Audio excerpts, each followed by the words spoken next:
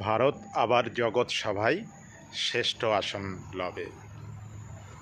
Bravo Indian cricket team পরপর দুইবার টি-20 বিশ্বকাপ জয় করল ভারত এবং টি-20 বিশ্বকাপে সর্বাধিক 3 বার ভারত চ্যাম্পিয়ন।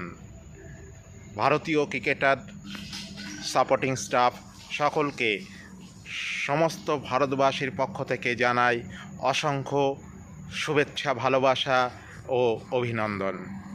তাদের এই অনবদ্য প্রয়াস এবং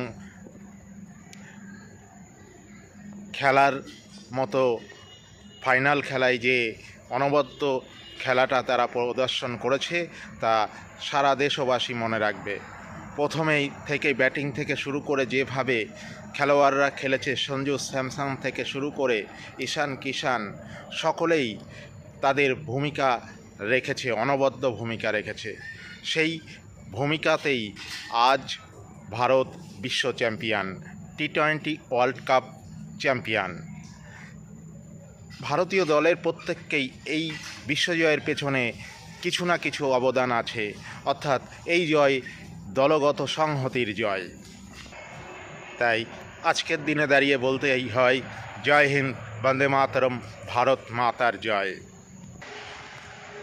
এর আগে আমরা দেখেছিলাম ওয়ানডে বিশ্বকাপে ফাইনালে হারার পরে এই রাজ্যের একজন কুচক্রী, যে কিনা বাজে মন্তব্য করেছিল ভারতীয় দলের জার্সির রং এবং নরেন্দ্র মোদী স্টেডিয়ামে খেলা হচ্ছে, আহমেদাবাদের নরেন্দ্র মোদী স্টেডিয়ামে খেলা হচ্ছে বলে এবং সেখানে খেলা হয়েছিল বলে, সেই খেলায় উপস্থিত ছিলেন প্রধানমন্ত্রী নরেন্দ্র মোদী, অমিত শাহ উপস্থিত থাকায় তাদেরকে পাপী বলে সম্বোধন করেছিলেন এবং জার্সির রঙে কেন গেরুয়া সেটা নিয়ে প্রশ্ন তুলেছিলেন। সেই খেলা নাকি কলকাতা কিংবা ওয়াংখেড়েতে হলে নাকি ভারত জিতে যেত, খেলোয়াড়রা যথেষ্ট ভালো খেলোয়াড়। কিন্তু সেই কুচক্রী কথা অনুযায়ী এই আহমেদাবাদ নরেন্দ্র মোদী স্টেডিয়াম সঠিক জায়গা নয়, পাপিষ্টদের জায়গা। সেই পাপিষ্টদের জায়গাতেই আজ সাপ মুক্তি ঘটল এবং সেই কুচক্রীর মুখে চুনকালি দিয়েই সাপ মুক্তি ঘটল। অর্থাৎ এটা আজ প্রমাণিত হলো যে খেলোয়াড়দের কোনো দিন খারাপ যায়, প্রতিদিন সমান যায় না। তা ওয়ানডে বিশ্বকাপে এই নরেন্দ্র মোদী স্টেডিয়ামেই সেদিন ভারত ফাইনালে হেরে গিয়েছিল।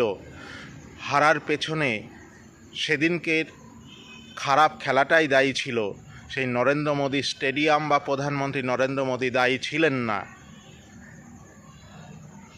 আজ সেই নরেন্দ্র মোদী স্টেডিয়ামেই ভারত জিতেছে, অর্থাৎ স্টেডিয়ামের কোনো ব্যাপার নয়, আজ খেলোয়াড়রা ভালো খেলতে পেরেছে, তাই আজ ভারত জিতেছে।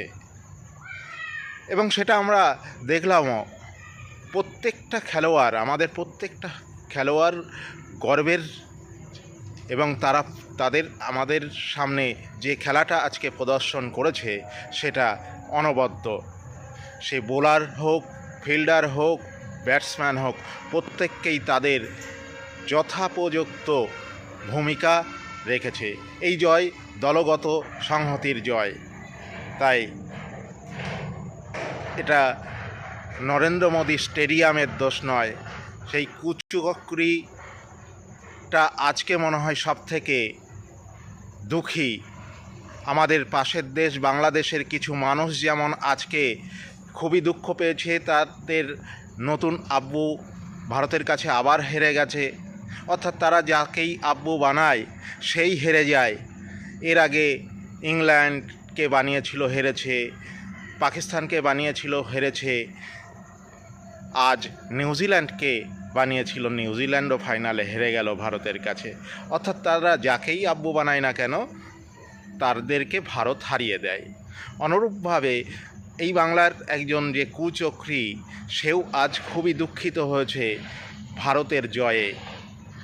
কিন্তু আমরা ভারতবাসী, আমরা ভারতের এই জয়ে আনন্দিত এবং ভারতীয় খেলোয়াড়দের সকলকে জানাই ভারতবাসীর পক্ষ থেকে অসংখ্য জাতীয়তাবাদী অভিনন্দন। জয় হিন্দ, বন্দে মাতরম, ভারত মাতার জয়। আপনারা দেখতে থাকুন আনকাট বিপ্রবার্তা, সাবস্ক্রাইব এবং লাইক কমেন্ট করে পাশে থাকুন।